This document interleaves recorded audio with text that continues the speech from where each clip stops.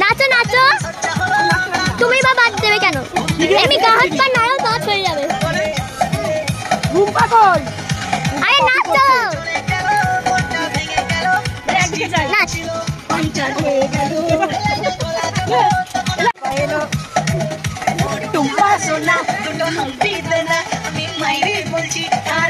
নাচো নাচো না, নাচো তুমি না, তুমি নাচো। আরে আমি যদি নাচি ভিডিওটা কেটে যাবে।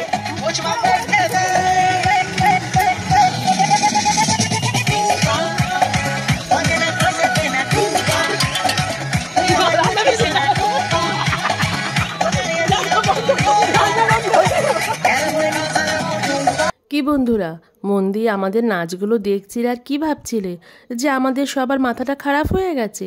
সে তোমরা ভাবতেই পারো, বছরের দু একটা দিন যদি এরকম মাথাটা খারাপ হয়ে যায় আর মন ভালো রাখার দ্বিগুণ তিনগুণ টনিক পাওয়া যায়, তবে মন্দ কিসের বলো? আর এদিকে দেখো, বাজার থেকে কিনে আনা শাকগুলো সত্যিকারের বাসস্থান দেখে বাচ্চাগুলো মহা আনন্দে ওদেরকে তুলতে ব্যস্ত। যদিও এটা আমাদের খুব একটা ভালো কাজ হয়নি, আমাদের উচিত ছিল ওদেরকে সামলানো, কিন্তু কি করব বলো, নিজেরাই যখন নিজেদেরকে সামলাতে পারছি না, ওদেরকে সামলাবো কি করে? আর রান্নার কথা কি বলবো, কে যে রান্নাটা করলো অবশেষে বুঝতেই পারলাম না।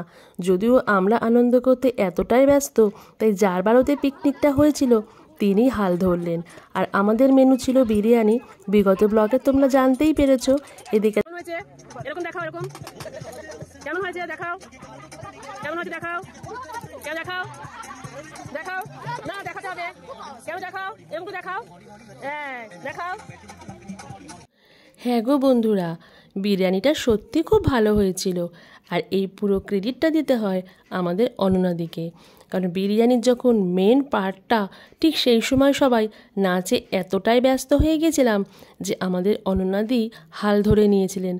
উনি বুঝতে পেরেছিলেন যে এরা যেভাবে নাচ টাচ করতে ব্যস্ত, শেষ পর্যন্ত রান্নাটা হয়তো কমপ্লিট হবে না আর খেতে হয়তো অনেকটাই বেলা হয়ে যাবে।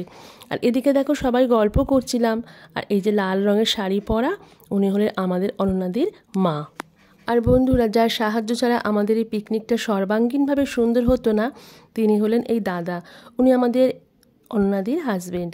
তো কেমন লাগলো ব্লগটা অবশ্যই জানিও। আর খুব মজা করেছিলাম, ইচ্ছা আছে পরবর্তী একটু পার্ট, সেটাও তোমাদের সঙ্গে শেয়ার করার। এখনকার মতন রাখি, টাটা, বাই বাই।